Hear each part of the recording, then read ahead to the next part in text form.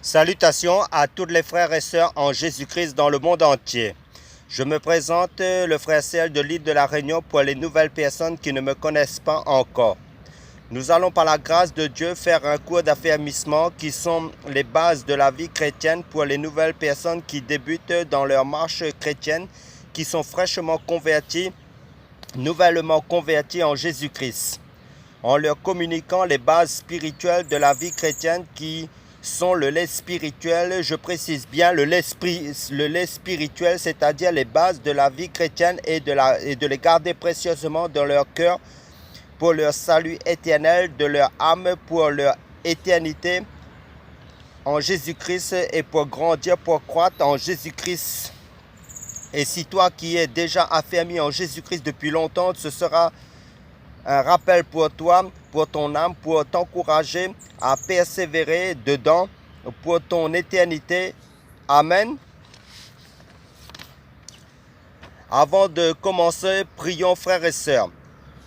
Père, conduis-nous par ton Saint-Esprit en toutes choses, dans tes affermissements, dans ta parole de vérité, dans tes bases spirituelles en Christ, dans le nom puissant du Seigneur Jésus-Christ. Amen. Les affermissements, qu'est-ce que c'est? Les cours d'affermissement sont les cours de base pour comprendre les grâces que Christ nous accorde à la croix. Par lui seul, nous pouvons expérimenter le plan de Dieu pour nos vies, le pardon, le salut, l'amour de Dieu et toutes les autres grâces. Parce que le livre d'Éphésiens chapitre 1 verset 3 nous dit « Béni soit Dieu le Père de notre Seigneur Jésus-Christ qui nous a bénis de toutes sortes de bénédictions spirituelles dans les lieux célestes en Christ. » Amen. En comprenant quel est notre héritage, nous pourrons expérimenter la volonté de Dieu pour nos propres vies. Nous verrons ainsi que la vie chrétienne est totalement dépendante de notre relation avec Jésus-Christ et que ce n'est pas par notre propre force que nous pouvons demeurer fermes dans la foi. L'objectif de ces cours étant d'enseigner la doctrine chrétienne telle qu'elle doit être communiquée en conformité avec la Bible sans rien y rajouter ni y retrancher. Parce que le livre d'Apocalypse chapitre 22 verset 19 nous déclare « Si quelqu'un retranche quelque chose des paroles du livre de cette prophétie, Dieu retranchera sa part de l'arbre de la vie et de la ville sainte » décrit dans le livre d'Apocalypse chapitre 22 verset 19. Nous verrons en 9 parties essentielles la vision que Christ a communiquée à ses disciples. Avant de quitter physiquement la terre, Jésus-Christ, sauveur des croyants, a dit qu'il ne nous laisserait pas orphelins, mais qu'il enverrait son Esprit Saint. Nous pouvons grâce à lui pénétrer plus en profondeur dans les enseignements reçus. Au-delà de la simple doctrine intellectuelle, le chrétien comprendra la manière de se tenir tout au long de sa vie et demeurer ainsi un homme ferme jusqu'à la fin.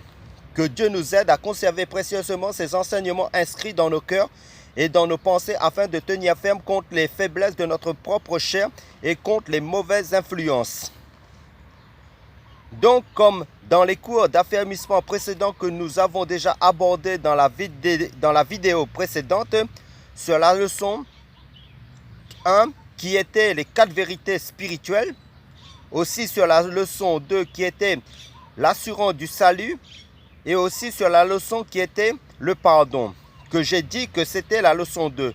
Pour rectifier la chose, c'était la leçon 3 plutôt.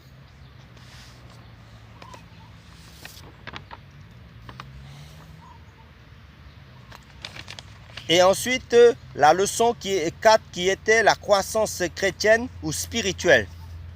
Et ensuite, la leçon 5 qui était la prière. Maintenant, dans les cours d'affermissement chrétien, passons à la leçon 6. Donc, voyons le sommaire tout d'abord. Concernant la leçon 6, qui nous parle de la méditation de la parole de Dieu, qui nous accorde notre pain quotidien de chaque jour. Nous sommes nourris spirituellement par notre Père Céleste. Armons-nous d'humilité, soyons prêts à apprendre de lui, à travers de sa parole, des saintes écritures bibliques.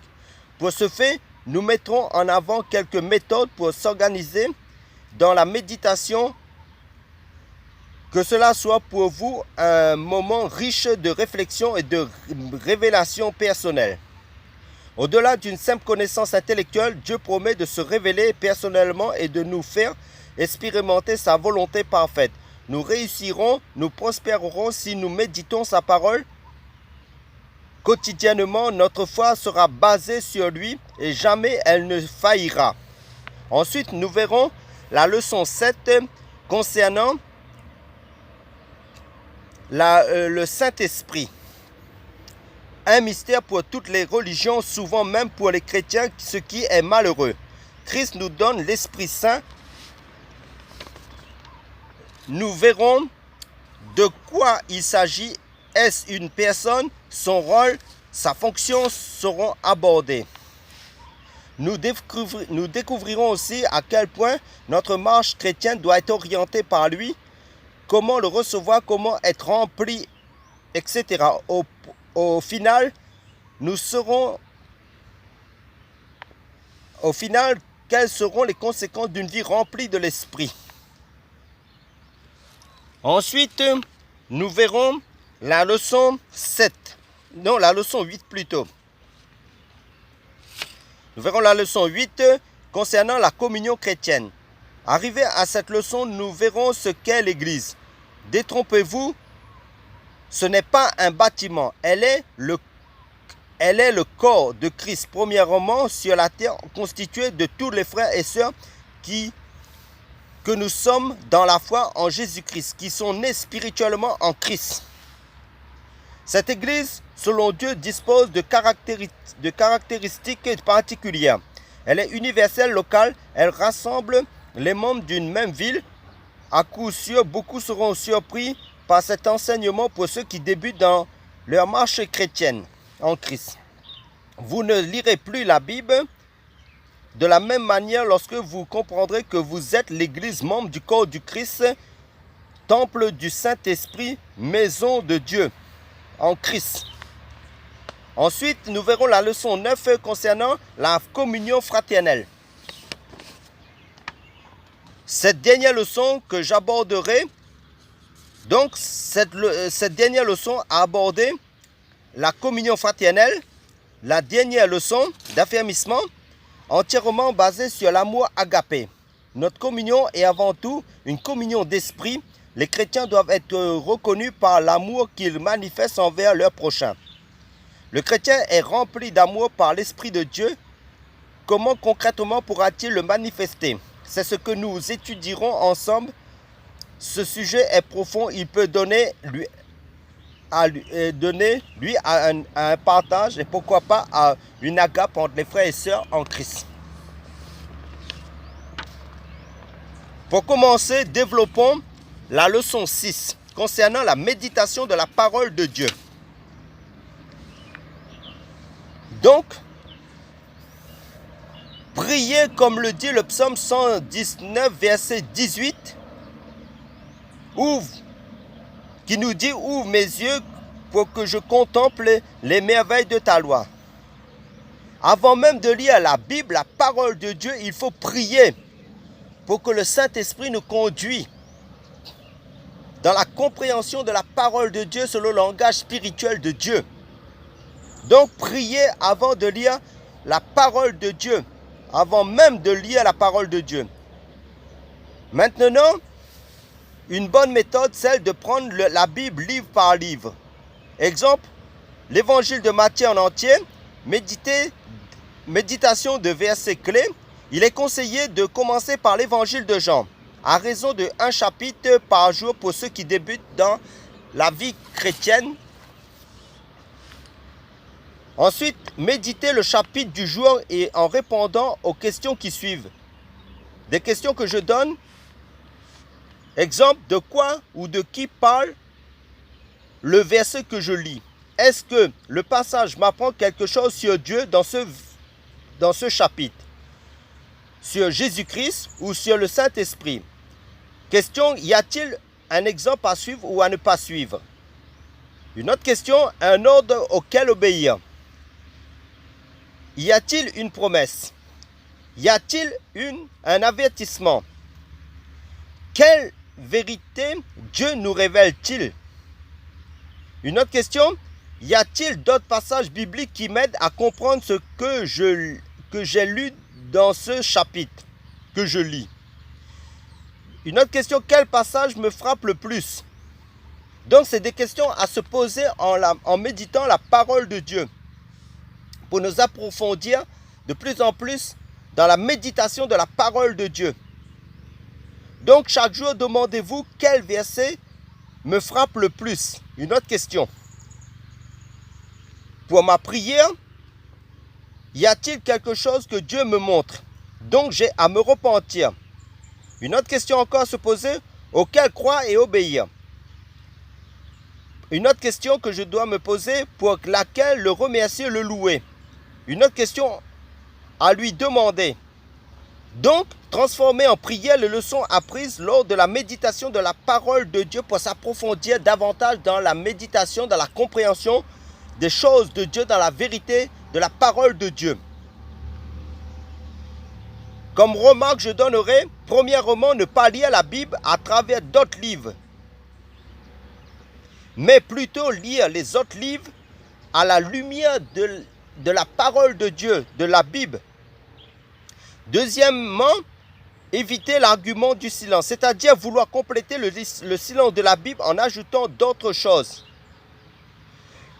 Parce que le livre de 1 Corinthiens chapitre 4 verset 6 nous dit « C'est à cause de vous, frères, que j'ai fait de ces choses une application à ma personne et à celle d'Apollos, afin que vous appreniez en nos personnes à ne pas aller au-delà de ce qui est écrit, et que nul de vous ne conçoive de l'orgueil en faveur de l'un contre l'autre. » Donc ça veut dire ne pas aller au-delà de ce qui est écrit. Évitez aussi de retrancher certains passages de la Bible qui semblent gênants. Comme passage, je donnerai pour cela Apocalypse chapitre 22, verset 19 qui nous dit « Et si quelqu'un retranche quelque chose des paroles du livre de cette prophétie, Dieu retranchera sa part de l'arbre de la vie et de la ville sainte décrite dans ce livre. »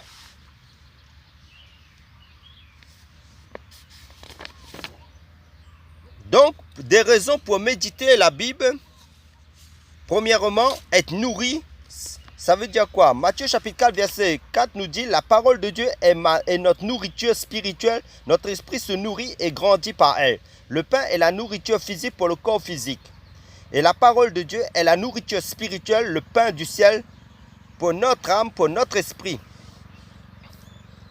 Ensuite, devenir un homme fait. Parce que le livre de 2 Timothée chapitre 3 verset 16 à 17 nous dit « Toute écriture est inspirée de Dieu et utile pour enseigner, pour convaincre, pour corriger, pour instruire dans la justice. » Donc la parole de Dieu, la Bible, sert à nous enseigner, convaincre, corriger et instruire dans la justice de Dieu. Ensuite, la parole de Dieu nous sert à être éclairés. Parce que le psaume chapitre 119, verset 105, que je donne comme référence, que vous lirez chez vous, nous dit la parole de Dieu est comparée à une lampe, une lumière pour notre vie chrétienne. Sans la connaissance biblique, l'homme marche dans les ténèbres spirituelles. Et ensuite, la parole de Dieu nous sert pour réussir. Le psaume chapitre 101, le psaume chapitre 1, verset 1 à 3, nous dit « Heureux l'homme qui ne marche pas selon le conseil des méchants, qui ne s'arrête pas sur la voie des pécheurs et qui ne s'assit pas en compagnie des moqueurs, mais qui trouve son plaisir dans la loi de l'Éternel et qui la médite jour et nuit. » Et comme référence aussi que je vous donne, le livre de Josué chapitre 1 verset 8, le livre de Josué chapitre 1 verset 8 nous dit que ce livre de la loi ne s'éloigne point de ta bouche, médite-le jour et nuit pour agir fidèlement selon tout ce qui est écrit. Car c'est alors que tu auras du succès dans tes entreprises, c'est alors que tu réussiras. Donc l'avantage de la méditation de la parole de Dieu est le succès, la réussite dans nos activités. Et enfin, la parole de Dieu, la méditation de la parole de Dieu nous sert pour croître spirituellement. Parce que le livre de 1 Pierre chapitre 2 verset 2 nous dit « Désirez comme des enfants nouveau-nés, le lait spirituel et pur, afin que par lui vous croissiez pour le salut. Donc il faut désirer la parole de Dieu pour croître spirituellement. Et ensuite la parole de Dieu, la méditation de la parole de Dieu, quotidiennement nous sert pour avoir foi en Dieu et ses promesses. Et pour grandir dans la foi. Parce que le livre de Romains chapitre 10 verset 17 nous dit: ainsi la foi vient de ce qu'on entend, et ce qu'on entend vient de la parole de Christ. Donc la parole de Dieu est la source de notre foi. Donc pour résumer, nous devons méditer la parole de Dieu, puisque la parole de Dieu nous donne la vie à tous les niveaux, d'abord spirituellement. Elle nous enseigne, nous corrige, nous éduque, nous forme, nous instruit, nous éclaire, nous donne le succès, nous fait réussir, nous aide à croître dans la vie chrétienne. Elle est la source de notre foi, pour que notre foi grandisse de plus en plus que en Jésus-Christ, qui est la parole de Dieu même. D'après le premier chapitre de l'évangile de Jean, chapitre 1, tout le chapitre 1 aussi. Voyons maintenant la leçon 7. Le Saint-Esprit. Qui est le Saint-Esprit? D'abord, ce qu'il n'est pas. Une puissance, une simple bénédiction de Dieu qui nous accorde, une influence mystérieuse, quelque chose de vague, une relation entre le Père et le Fils, un être humain. Il n'est pas tout ça. Ce qu'il est, c'est un être infini, vivant. Une personne infinie, vivante, qui n'a pas de limite. Ce qu'il est, d'après l'évangile de Jean, chapitre 16, verset 13. Quand le consolateur sera venu, l'Esprit de vérité, il vous conduira dans toute la vérité, car il ne parlera pas de lui-même, mais il dira tout ce qu'il aura entendu et il vous annoncera les choses à venir. Donc, il est une personne infinie, vivante en nous. Il conduit, il parle, il entend et il annonce. Et comme référence aussi, je donne l'évangile de Jean, chapitre 14, verset 26. Qui nous dit: mais le consolateur, l'Esprit Saint, que le Père enverra en mon nom, vous enseignera toutes choses et vous rappellera tout ce que je vous ai dit. Donc, le Saint-Esprit, il nous enseigne. Et le Saint-Esprit, il est Dieu. Actes chapitre 5, verset 1 à 4 nous dit: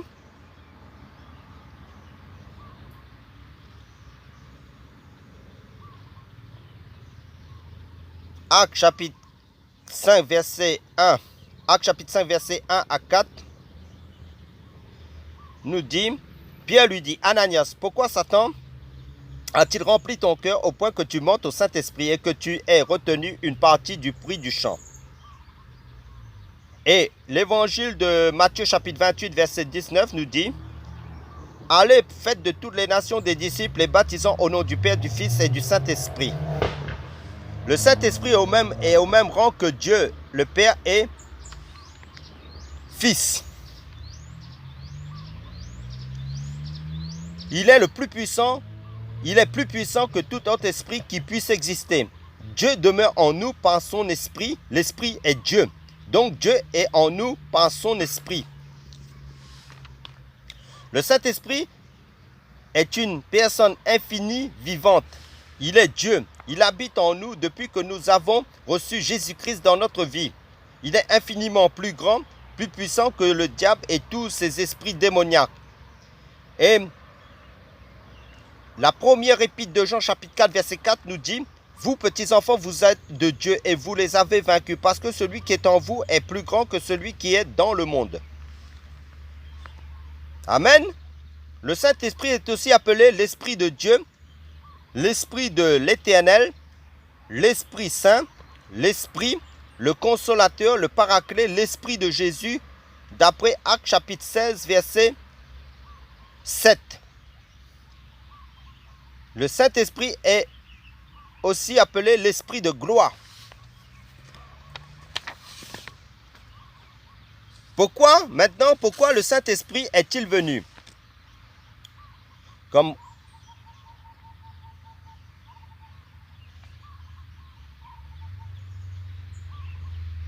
référence, je vous donne Évangile de Jean, chapitre 16, versets 7 à 14. Pour convaincre le monde du péché, conduire les chrétiens dans toute la vérité, dire tout ce qu'ils entendent, annoncer les choses à venir, glorifier le nom de Jésus-Christ, prendre ce qui est à Jésus-Christ et nous l'annoncer. Il nous donne aussi la puissance dans le témoignage de Jésus-Christ. Actes chapitre 1, verset 8 nous dit, vous recevrez une puissance, celle du Saint-Esprit, survenant sur vous, et vous serez mes témoins à Jérusalem, dans toute la Judée, dans la Samarie et jusqu'aux extrémités de la terre. Comment le recevoir? Question. Éphésiens chapitre 1, verset 13 nous dit, en lui, vous aussi, après avoir entendu la parole de la vérité, l'évangile de votre salut, en lui vous avez cru et vous avez été scellés du Saint-Esprit qui avait été promis. Donc Dieu habite en nous et nous lui appartenons. Il y a différentes étapes avant cela. Recevoir la parole de Dieu, croire, puis recevoir le Saint-Esprit pour en être scellé.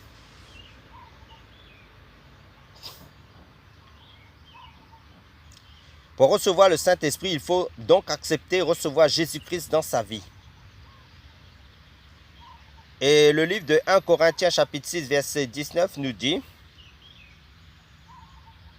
ne savez-vous pas que votre corps est le temple du Saint-Esprit qui est en vous et que vous avez reçu de Dieu et que vous ne vous appartenez point à vous-même? Donc autant Dieu recevait ses enfants dans le temple, dans l'ancienne alliance, autant dans la nouvelle alliance en Jésus-Christ, autant nous devenons à notre tour son temple puisque Jésus-Christ habite en nous par le Saint-Esprit. Le Saint-Esprit nous révèle la volonté de Dieu pour que nous ne puissions pas souiller notre corps qui est son temple, sa maison, d'après le livre d'Hébreux. Parce que nous avons pris la décision d'inviter et de recevoir Jésus-Christ dans notre cœur, le Saint-Esprit vit réellement en nous, que nous le sentions ou pas. Notre confiance doit se fonder sur la Bible qui est la parole de Dieu et pas sur nos sentiments. Il nous faut vivre par la foi. C'est pourquoi nous devons finir avec le péché. Nous ne sommes jamais seuls. Dieu est avec nous et nous connaît très profondément. Partout où nous allons, le Saint-Esprit est toujours en nous. Avec nous, il nous parle et nous écoute. Dans nos prières, nous demandons à Jésus-Christ qu'il nous remplisse de son Saint-Esprit, d'après Éphésiens chapitre 5, verset 18, que je vous donne comme référence.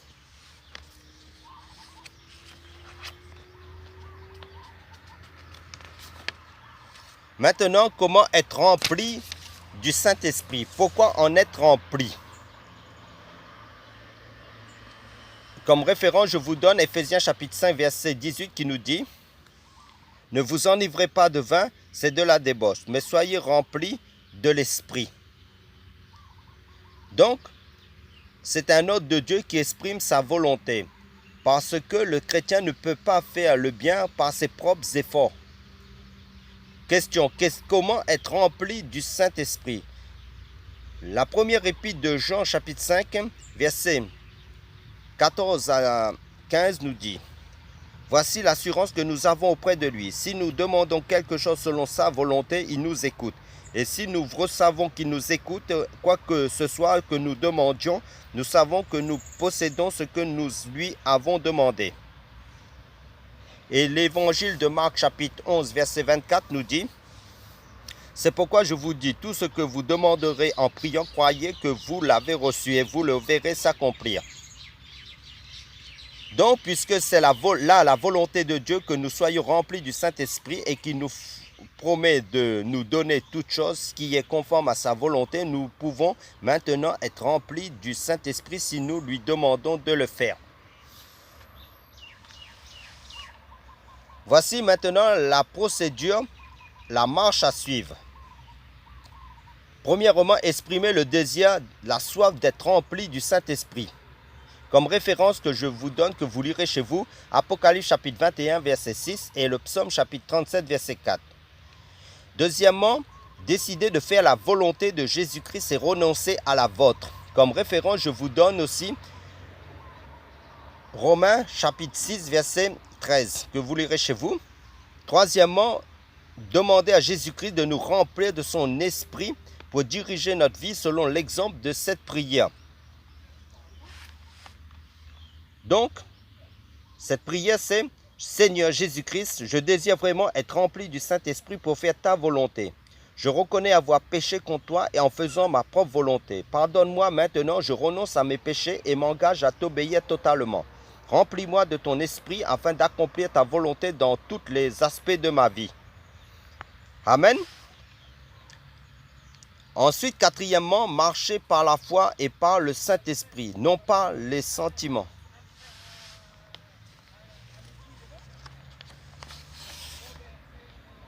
Maintenant, voyons les trois types d'hommes. Premièrement, voyons l'homme animal, d'après la référence de 1 Corinthiens chapitre 2, verset 14. L'homme animal, Jésus-Christ, est en dehors de sa vie. L'homme animal, il aime le monde et ses plaisirs, d'après la référence que je vous donne, Galates chapitre 5, versets 16 à 19, qui sont les désirs de la chair. L'homme animal, il n'a pas encore accepté Jésus-Christ. L'homme animal s'adonne à la magie, aux fétiches, aux sciences occultes, aux sectes, aux traditions et aux coutumes, l'astrologie, etc. L'homme animal lui-même dirige les différents aspects de sa vie, il ne consulte jamais Dieu. L'homme animal, il est sous la colère de Dieu d'après l'évangile de Jean chapitre 3 verset 36. L'homme animal, il ne s'intéresse pas aux choses de Dieu et il y est indifférent. L'homme animal à sa mort, c'est l'enfer, d'après Apocalypse chapitre 21 verset 8. Voyons maintenant l'homme spirituel. D'après la référence de 1 Corinthiens chapitre 2 verset 15. L'homme spirituel, Jésus-Christ est entré dans sa vie. D'après la référence que je donne, Apocalypse chapitre 3 verset 20. L'homme spirituel plutôt, il aime la compagnie des enfants de Dieu. L'homme spirituel, Jésus-Christ dirige tous les aspects de sa vie. L'homme spirituel, le fruit du Saint-Esprit se manifeste dans sa vie. L'homme spirituel, il aime Dieu et le sert. D'après Jean chapitre 14, verset 21. L'homme spirituel, il n'est pas attaché au plaisir du monde. L'homme spirituel, il est obéissant à la parole de Dieu. L'homme spirituel, il aime amener les âmes à Christ. L'homme spirituel, il aime la prière. L'homme spirituel, il est sauvé et a la paix avec Dieu.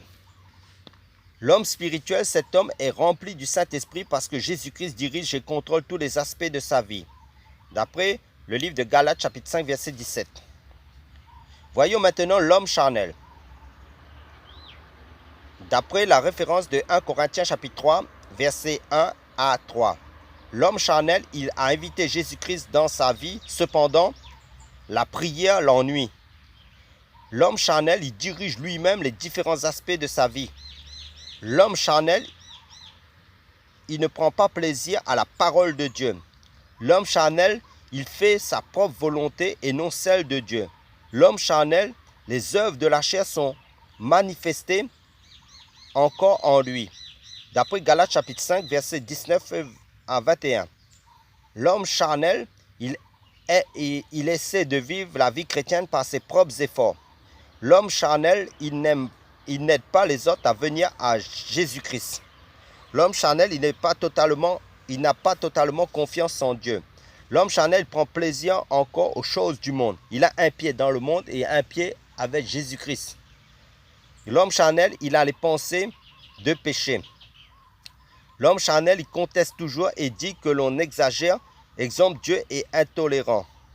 L'homme charnel, il n'a pas de vraie paix dans son cœur. L'homme charnel, il n'est pas tout entier à Jésus-Christ. Son cœur. Donc, À la lumière de ce que nous venons de voir, quel type d'homme représente-t-il dans ta vie? Tu as toi-même la réponse dans ton cœur, à toi de répondre à toi-même. Donc pour l'homme animal, il faut lui témoigner de Jésus-Christ comme nous l'avons vu dans le livre de Romains chapitre 6 verset 23 comme référence que j'ai donnée. Et comme référence aussi que je vous donne, Romains chapitre 3 verset 23 et Romains chapitre 5 verset 8. Donc à l'homme animal, il lui faut faire accepter Jésus-Christ dans sa vie, lui parler de Jésus-Christ. Après acceptation, maintenant que tu viens de recevoir Jésus-Christ, ta vie est conforme à celle de l'être de l'homme spirituel. Tu dois demeurer homme spirituel par l'aide de l'Esprit Saint. Mais s'il arrive que tu tombes de nouveau dans la situation de l'homme charnel, il te faut confesser tes péchés et te repentir pour redevenir l'homme spirituel. Donc ça veut dire quoi? Tant que nous sommes encore dans ce corps de chair, jusqu'à la fin, nous devons posséder notre corps assujetti à notre chair dans la sanctification et la paix en Christ par l'aide du Saint-Esprit. La posséder notre chair, parce que notre chair est animale. Donc, le corps animal qui est la chair sera toujours notre pire ennemi jusqu'à la fin. Donc, il faut combattre avec la parole de Dieu, avec la prière, cette chair, jusqu'à la fin, porter notre croix comme Jésus-Christ et renoncer à nous-mêmes, à notre chair. Et faire la volonté de Dieu selon sa parole. Amen. Question: comment être continuellement rempli du Saint-Esprit? Lorsque le Saint-Esprit convainc l'homme du péché, il faut savoir que la communion et la relation avec Dieu sont brisées. Vous devenez donc homme charnel. Pour redevenir homme spirituel, il faut la repentance. Et comme référence, je donne aussi 2 Corinthiens chapitre 7 verset 10. Donc voyons maintenant les conséquences d'une vie continuellement remplie du Saint-Esprit. Premièrement, votre vie montrera de plus en plus le fruit du Saint-Esprit. D'après Galates chapitre 5 versets 22 à 23. Une vie continuellement remplie du Saint-Esprit. Deuxièmement, les conséquences seront la puissance dans le témoignage pour évangéliser, pour annoncer Jésus-Christ. D'après Actes chapitre 1 verset 8, comme référence que je vous donne. Et les conséquences d'une vie continuelle remplie du Saint-Esprit sera la victoire sur la tentation et le péché, sur notre chair. Donc la victoire sur la tentation et le péché, comme référence que je vous donne, d'après le livre de 1 Corinthiens chapitre 10 verset 13. Et les conséquences d'une vie continue remplie du Saint-Esprit rendra nos prières efficaces. D'après l'évangile, d'après la lettre de Jacques chapitre 5 verset 16. Donc une vie continuellement remplie du Saint-Esprit nous aidera aussi à méditer la parole de Dieu plus en profondeur, aller dans la profondeur de la parole et avoir une meilleure compréhension de la Bible pour croître spirituellement. Voyons maintenant la leçon 8 concernant la communion chrétienne. L'importance de la communion chrétienne. Comme référence, je vous donne aussi 1 Corinthiens chapitre 12 versets 4 à 7 que vous lirez chez vous. Donc l'Esprit donne les dons aux enfants de Dieu pour l'utilité commune et non pour un but solitaire. Dieu nous voit dans un seul corps. Et comme référence aussi, je vous donne à lire chez vous 1 Pierre chapitre 4 verset 10. Donc, Actes chapitre 2 verset 42 nous dit, comme référence aussi, car la volonté de Dieu est de demeurer ensemble en esprit. pour parler des choses de l'esprit, des choses de Dieu, de la parole de Dieu, de tout ce qui englobe la sphère spirituelle en Christ, des choses de Dieu. Et le psaume, et comme référence aussi, je vous donne aussi le psaume chapitre 133, que vous lirez chez vous. Le livre d'Hébreux chapitre 10, verset 25 nous dit: n'abandonnons pas notre assemblée comme celle de la coutume de quelques-uns, mais exhortons-nous réciproquement, et cela d'autant plus que vous voyez s'approcher le jour. Donc la Bible nous recommande de ne pas abandonner nos assemblées dans la communion chrétienne, ceux qui sont vraiment dans l'évangile pur.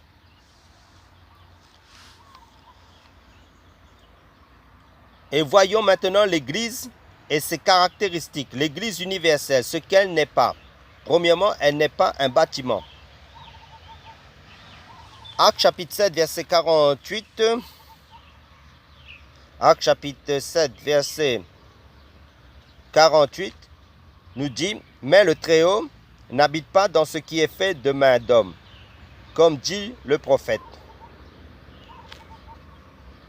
Donc le Très-Haut n'habite pas dans ce qui est fait de main d'homme.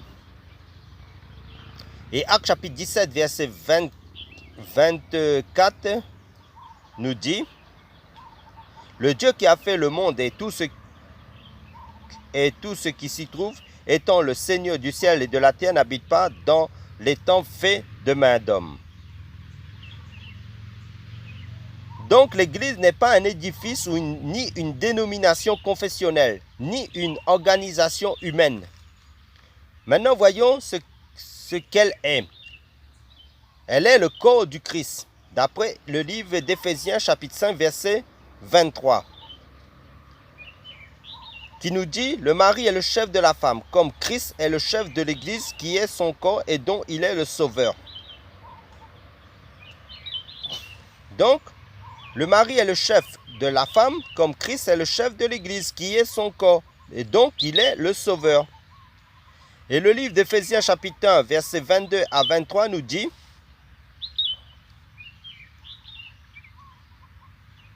il a tout mis sous ses pieds, et il a donné pour chef suprême à l'Église, qui est son corps, la plénitude de celui qui remplit tout en tous. Et le livre de Colossiens chapitre 1, verset 24 nous dit: je me réjouis maintenant dans mes souffrances pour vous de ce qui manque aux souffrances de Christ, et je l'achève en ma chair pour son corps qui est l'Église. Donc l'Église est l'assemblée des croyants nés de nouveau, selon Actes chapitre 2, verset 47.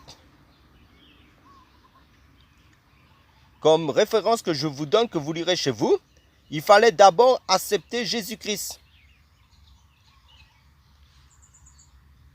Donc le nouveau chrétien doit comprendre que l'Église est le corps du Christ, c'est-à-dire l'ensemble de tous ceux qui ont accepté Christ comme sauveur et Seigneur, sans tenir compte de la race, de la tribu, de la langue. Et comme référence aussi, Apocalypse chapitre 7, verset 9 nous dit: après cela, je regardais, voici, il y avait une grande foule que personne ne pouvait compter, de toute nation, de toute tribu, de tout peuple, de toute langue. Ils se tenaient devant le trône et devant l'agneau, revêtus de robes blanches et des palmes dans leurs mains. Donc je suis l'Église, membre du corps du Christ.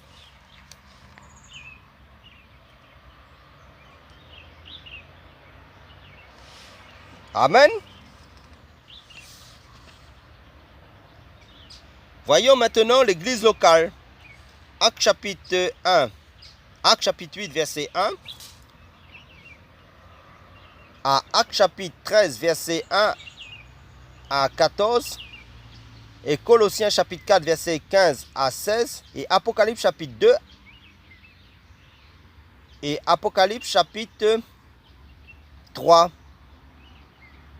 Donc, l'église locale, exemple, l'église de Jérusalem et de Samarie, l'église d'Antioche, l'église d'Éphèse, l'église de Smyrne, l'église de Pergame, l'église de Thyatire, l'église de Sardes, l'église de Philadelphie, l'église de Laodicée. C'est des églises locales. Les églises de maison, Actes chapitre 12, verset 13. Philémon chapitre 2 aussi.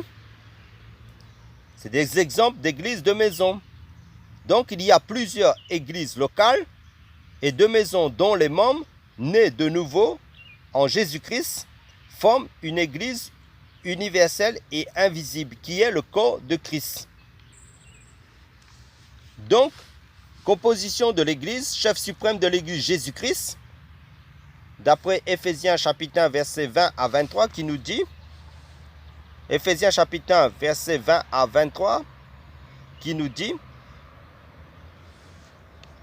il a déployé sa puissance en Christ en le ressuscitant des morts et en le faisant asseoir à sa droite dans les lieux célestes, au-dessus de toute domination et de toute autorité et de toute puissance, de toute dignité, de tout nom qui se peut nommer, non seulement dans le siècle présent, mais encore dans le siècle à venir, au-dessus de toute domination, de toute autorité, de toute puissance et de toute dignité et de tout nom qui se peut nommer, non seulement dans le siècle présent, mais encore dans le siècle à venir.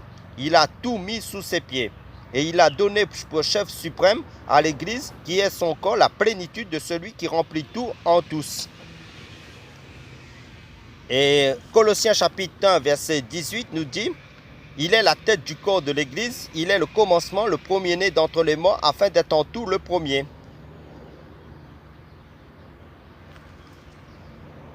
Donc Jésus-Christ, chef suprême de l'Église. Deuxièmement, les membres. Actes chapitre 2, verset 47 nous dit, Actes chapitre 2, verset 47 nous dit, louant Dieu et trouvant grâce auprès de tout le peuple, et le Seigneur ajoutait chaque jour à l'Église ceux qui étaient sauvés.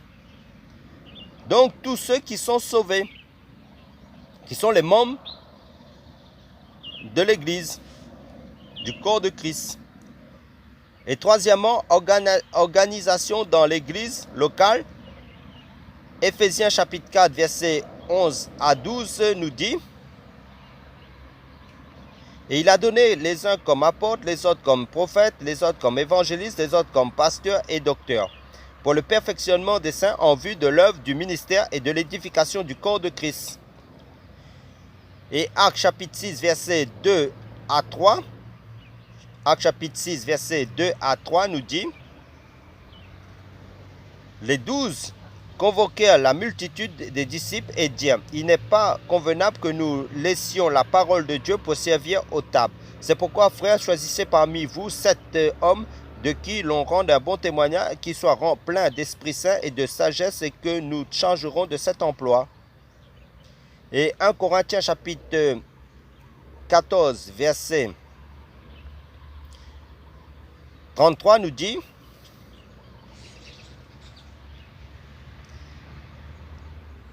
car Dieu n'est pas un Dieu de désordre, mais de paix, comme dans toutes les églises des saints.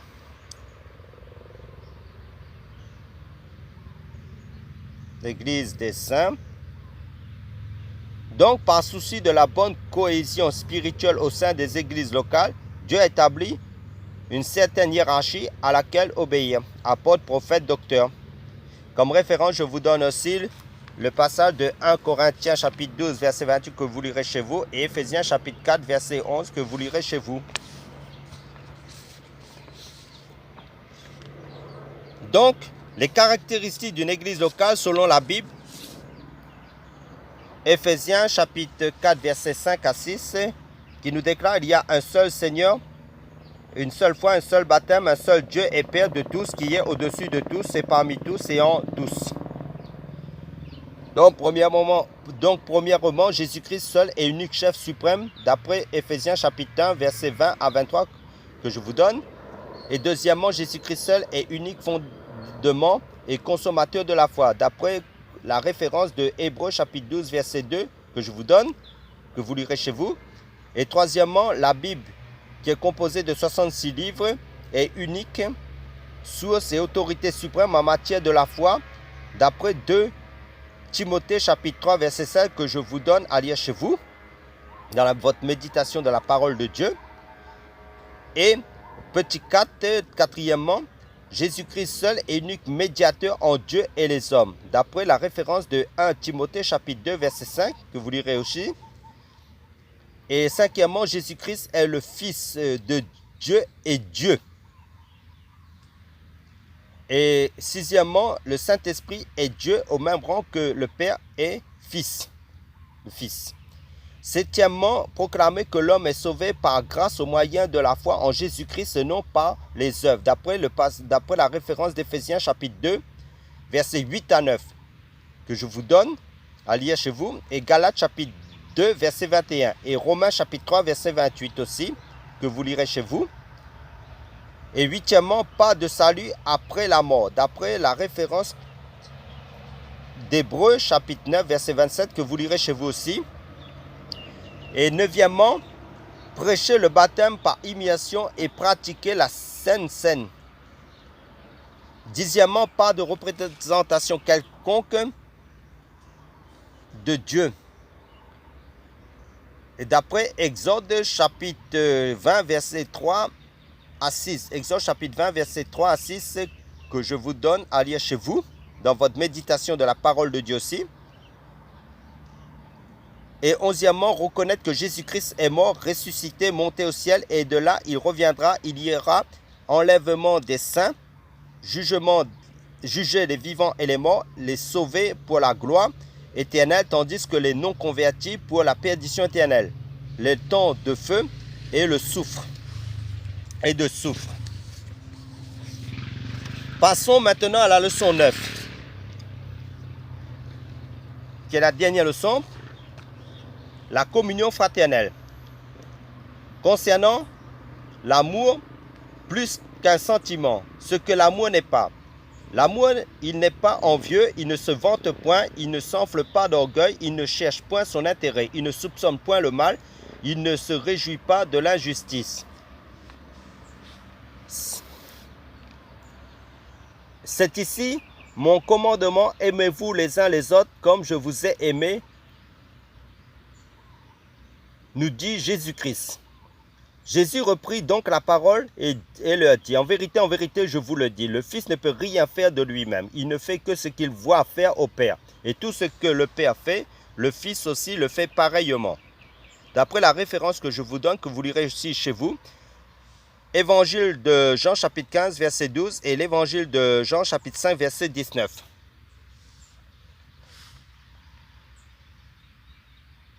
Et maintenant, le passage que je vous donne, que vous lirez aussi chez vous, 1 Corinthiens chapitre 13, versets 1 à 8.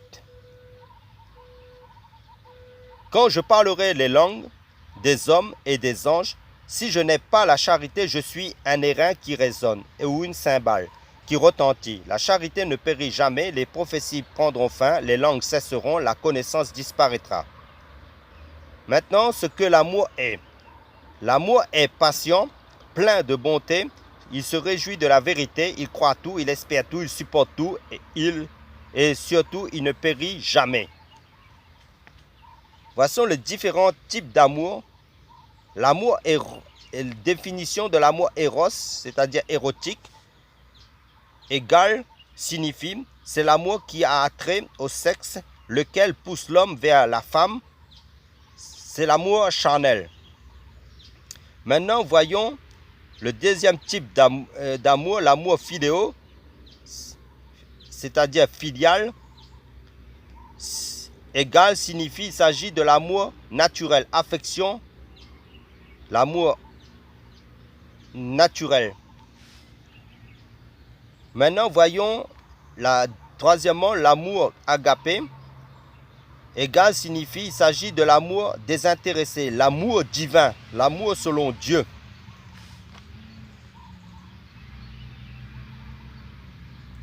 Maintenant, voyons les caractéristiques de l'amour selon Dieu.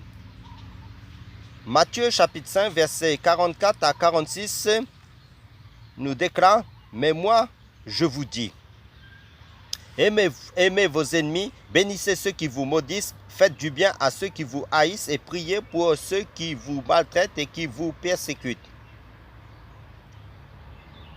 Et comme référence aussi, je vous donne Romains chapitre 12, verset 9 à 15 qui nous dit que la charité soit sans hypocrisie, ayez le mal en horreur, attachez-vous fortement au bien, par amour fraternel, soyez pleins d'affection les uns pour les autres, par honneur, usez de prévenance réciproque. Ayez du zèle et non de la paresse, soyez fervents d'esprit, servez le Seigneur, réjouissez-vous en espérant, soyez patients dans l'affliction, persévérez dans la prière, pourvoyez aux besoins des saints, exercez l'hospitalité, bénissez ceux qui vous persécutent, bénissez et ne maudissez pas. Réjouissez-vous avec ceux qui se réjouissent, pleurez avec ceux qui pleurent. Amen. Et voyons maintenant les caractères de l'amour selon Dieu encore. 1 Thessaloniciens chapitre 3 verset 12 qui nous dit que le Seigneur augmente de plus en plus parmi vous et à l'égard de tous cette charité que nous avons nous-mêmes pour vous. Donc, l'amour est prévenant, zélé pour exercer le bien à l'encontre de l'autre. Et comme référence aussi, je vous donne Romains chapitre 12 verset 13. Et Galates chapitre 6 verset 10 nous dit ainsi donc, pendant que nous en avons l'occasion, pratiquons le bien envers tous et surtout envers les frères dans la foi, en la foi. Donc, c'est l'accomplissement de la bénédiction prioritaire dans la vie du chrétien. Premier accomplissement dans la vie de ceux qui croient en Jésus-Christ. Et comme référence, je vous donne aussi la première épître de Jean, chapitre 3, versets 17 à 18. Comment témoigner de notre amour en acte et en vérité? Et le passage de Job, chapitre 6, verset 14, que vous lirez chez vous. Et Proverbe, chapitre 31, versets 8 à 9. Et Matthieu, chapitre 25, verset 40, que vous lirez chez vous. Et Romains, chapitre 12, verset 15. Et Jacques chapitre 2, versets 15 à 16. Donc, pas de condamnation, mais de la compassion pour les âmes. Soutenir ceux qui ne parlent pas, manifester la bienveillance envers tous, compassion dans les sentiments, répondre aux besoins en action et en vérité. La meilleure façon d'aimer, c'est en acte. Pratiquer la parole de Dieu, ce que la parole de Dieu nous dit de faire, dans l'amour.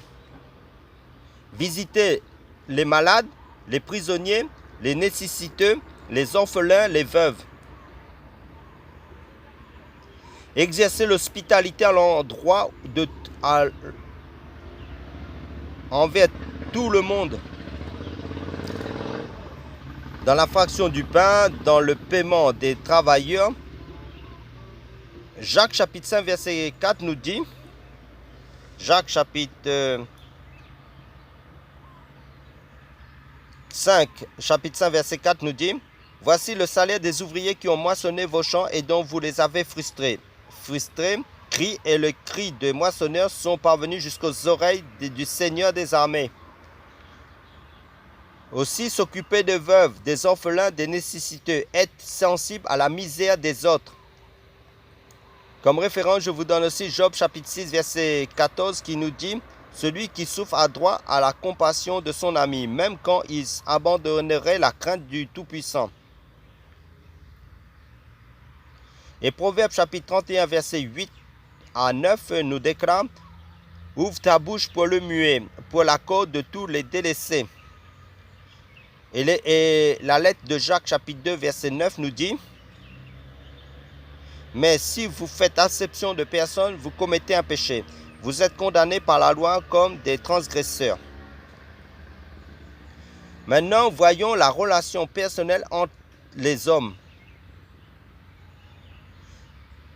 1 Timothée chapitre 5 verset 1 à 2 nous dit « Ne réprimande pas rudement le vieillard, mais exhorte-le comme un père exhorte les jeunes gens comme des frères, les femmes âgées comme des mères, celles qui sont jeunes comme des sœurs, en toute pureté. »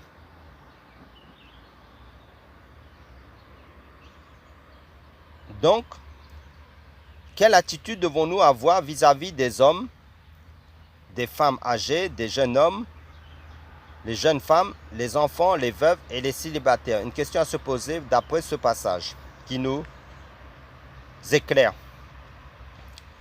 Et le livre de Tite chapitre 2, versets 2 à 8 nous dit: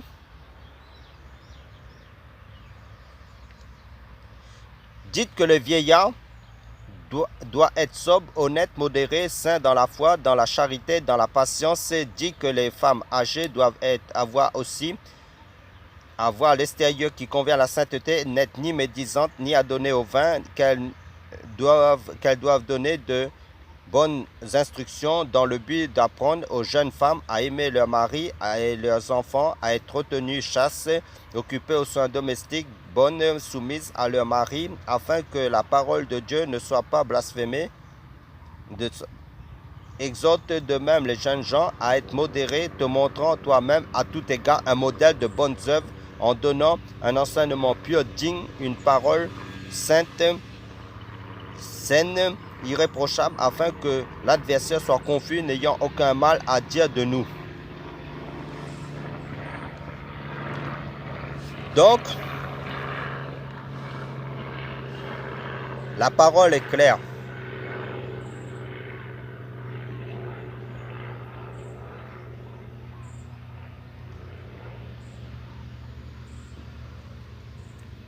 Comme note, je donnerai aussi: prier le Seigneur de nous aider à écouter avant de nous énerver, être prompt à écouter.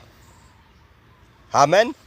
Que Dieu vous bénisse, frères et sœurs. Prions, frères et sœurs, pour le message, pour ces cours d'affermissement. Père, dans le nom du Seigneur Jésus-Christ, nous te rendons grâce, nous te bénissons. Merci pour l'œuvre de la croix de ton Fils Jésus-Christ. Père Saint, aide-nous, Seigneur, à conserver précieusement dans nos cœurs ces cours, Seigneur, ta parole de vérité, ô Père éternel, pour croître, pour grandir en toi, Père Saint, dans le nom du Seigneur Jésus-Christ, pour ta gloire. Le règne, la puissance, la gloire t'appartiennent, Père, dans le nom puissant du Seigneur Jésus-Christ, éternellement. Amen.